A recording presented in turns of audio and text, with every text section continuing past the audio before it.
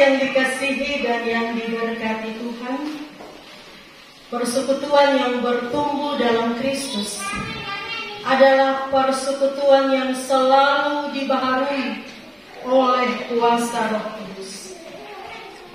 Seperti sebuah tanaman yang bertumbuh subur, pasti daunnya hijau segar, bukan kuning apalagi coklat kering.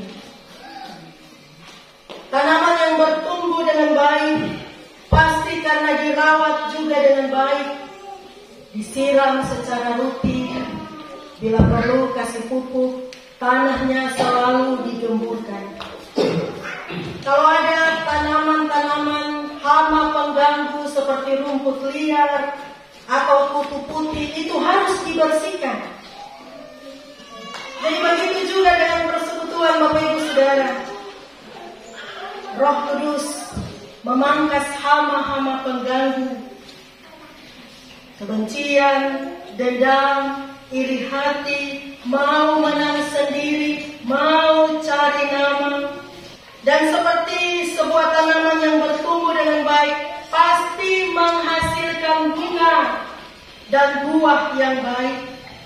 Demikian juga persekutuan yang hidup, persekutuan yang bertumbuh, pasti menghasilkan buah, yaitu karya-karya yang menjadi berkat bagi sesama untuk kemuliaan nama Tuhan. Nah, jemaat yang dikasihi dan diberkati Tuhan, kuasa yang memberi pertumbuhan dalam persekutuan adalah Allah sendiri di dalam kuasa Roh-Nya yang kudus. Dan persekutuan yang menjadi teladan bagi gereja Tuhan di sepanjang masa sebagai sebuah persekutuan yang ideal, yaitu persekutuan jemaat mula-mula di dalam Kisah Para Rasul 2 ayat 41 sampai 47 tadi. Hari ini tema khotbah kita kuasa yang menumbuhkan. Jemaat Tuhan, kuasa yang menumbuhkan jemaat mula-mula itu dimulai dari jamahan Roh Kudus untuk setiap hati. Kalau Roh Kudus menjamah setiap hati, maka pasti ada perubahan, pasti ada pembaharuan, pasti berbeda. Dan itu terjadi dalam kehidupan jemaat mula-mula. Banyak orang menjadi percaya dan dibaptis. Ada pertumbuhan yang terjadi dari segi jumlah. Sebelumnya ini kelompok 12 orang dengan beberapa perempuan juga keluarga Yesus. Kemudian bertambah banyak menjadi 120 orang. Lalu di dalam bagian pembacaan kita ini disebutkan bertambah lagi mereka menjadi 3.000 orang. Roh Kudus itu memberi pertumbuhan. Dan jemaat mula-mula itu Bapak Ibu Saudara tidak saja bertumbuh dari segi jumlah secara kuantitas, tapi juga bertumbuh secara kualitas. Jemaat mula-mula itu melakukan apa yang disebut tri panggilan gereja: bersaksi, bersekutu, melayani. Mari kita lihat hal bersaksi, bersekutu, melayani dalam kehidupan jemaat mula-mula itu, dan apa pelajarannya untuk kita jemaat Tuhan di masa ini. Yang pertama soal amanat bersaksi. Amanat bersaksi itu dilakukan dalam jemaat mula-mula melalui tugas para rasul. Para rasul itu, Petrus dan para rasul lain, mereka berbicara tentang perbuatan-perbuatan besar Allah ketika dipenuhi oleh Roh Kudus. Mereka melakukan banyak mujizat dan tanda. Itu disebutkan di dalam bagian pembacaan. Tapi bukan hanya para rasul, Bapak Ibu Saudara.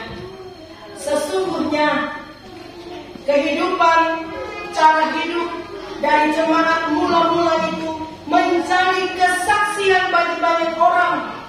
Pada bagian Alkitab ini disebutkan mereka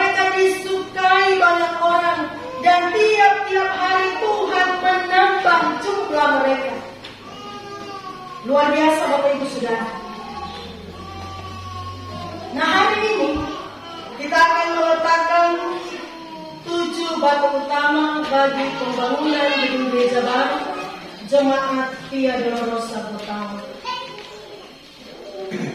Mari kita pahami bahwa pekerjaan pembangunan gereja baru ini adalah sebuah kesempatan, sebuah anugerah yang Tuhan kasih untuk kita memberi kesaksian tentang Tuhan, untuk jemaat Via Dolorosa Botama bersaksi tentang Tuhan. Sidang sinode yang akan dilaksanakan tahun 2022 juga adalah kesempatan bagi kita di Waropen untuk memberi kesaksian tentang Tuhan.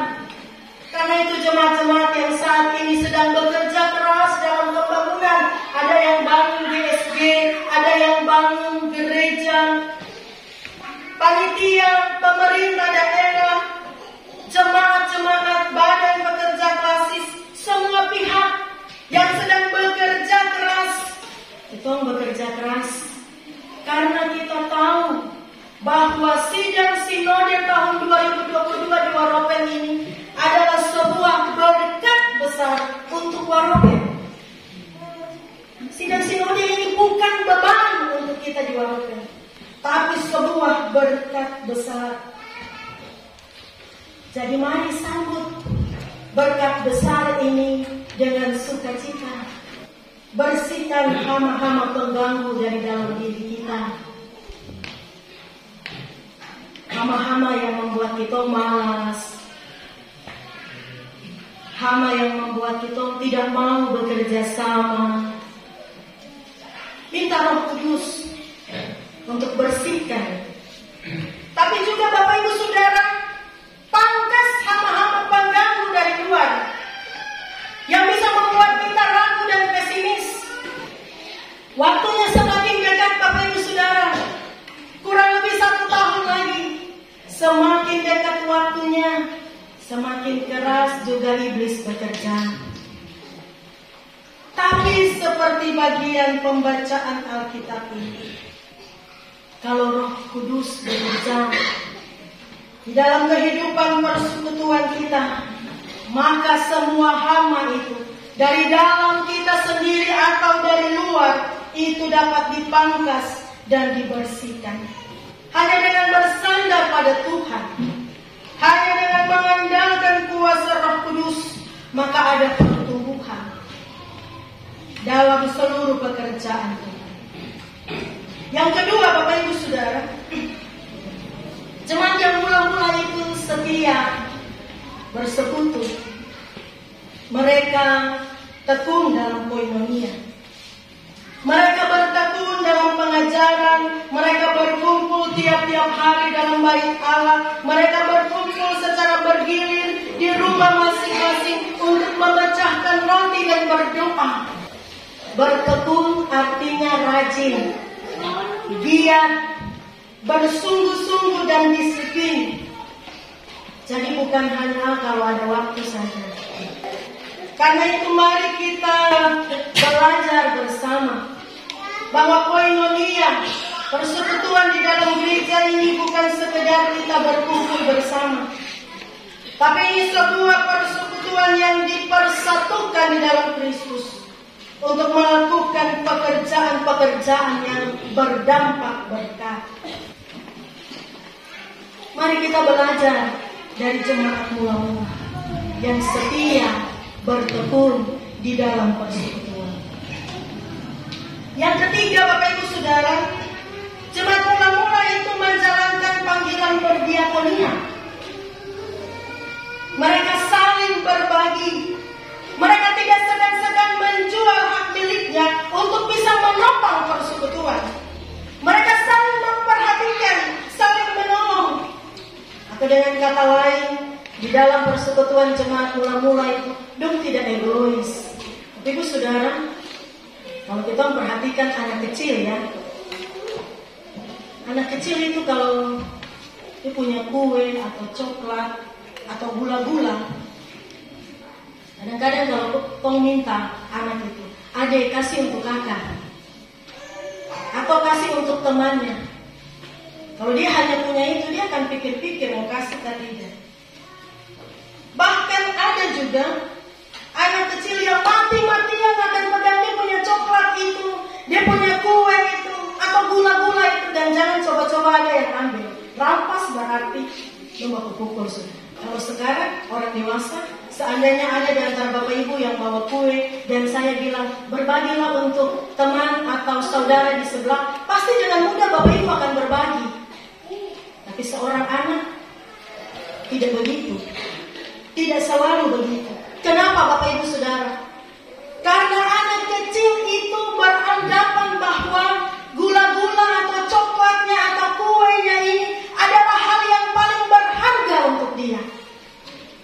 Dan kita yang dewasa menganggap bahwa kue, gula-gula atau coklat itu bukan hal yang berharga untuk kita. Tapi bisa jadi bapak ibu saudara, ada banyak hal lain yang kita pandang berharga di dalam hidup kita, yang membuat kita sulit untuk berbagi. Mungkin uang kita yang kita pandang berharga, atau mungkin waktu kita yang kita anggap berharga, atau tenaga kita yang kita anggap berharga. Sehingga kalau pekerjaan di gereja itu tidak ada uangnya, itu cari orang susah sampai. Tapi kalau di tempat yang ada uang, semua pergi ke sana. Belum lagi bapak ibu saudara, apa yang kita sebut harga diri, rasa hormat. Nah bapak ibu saudara, orang yang sudah dipenuhi oleh Roh Kudus, yang paling berharga bagi kita adalah kasih Kristus. Kasih Kristuslah yang memungkinkan sebuah persekutuan. Kasih Kristuslah yang memungkinkan dan memampukan kita untuk saling berbagi.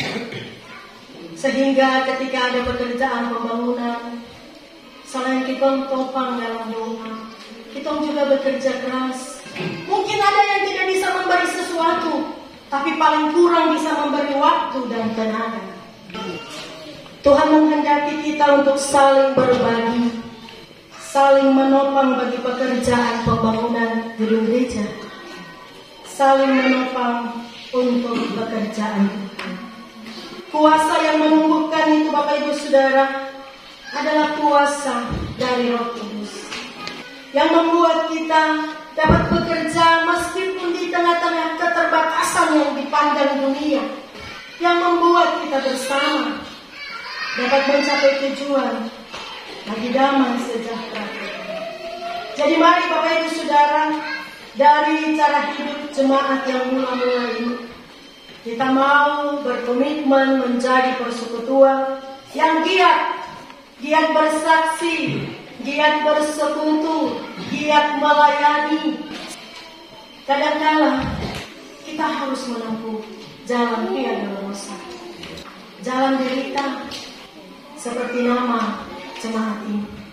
Salib dulu, baru ada keselamatan. Jadi untuk pekerjaan pembangunan ini, untuk pekerjaan menuju sidang sinode, kalau kita siap disalibkan, maka ada berkat. Dan kita percaya bapak ibu saudara, sesuatu yang kita buat, meskipun ibadah tanaman supaya bisa menghasilkan bunga dan buah, harus bersedia tanahnya diaduk, digemburkan. Kalau kita menempuh jalan derita via dolorosa, seperti tanah yang diaduk, dicampur, tidak enak, tapi itu memberi pertumbuhan yang baik bagi kita. Oleh kuasa Roh Kudus, pekerjaan pembangunan ini akan menghasilkan buah, yaitu sebuah gedung gereja yang baru nanti. Kita tidak tahu waktunya, tapi kita imani, kita kerja dengan cara hidup jemaat mula-mula, dan Roh Kudus memberi pertumbuhan untuk menghasilkan buah. Oleh kuasa Roh Kudus juga kita mengimani sidang sinode di Waroken akan sukses, bukan karena kita, tetapi karena kuasa Roh Kudus. Dan karena itu untuk jemaat via dolorosa pertama, gedung gereja yang baru nanti.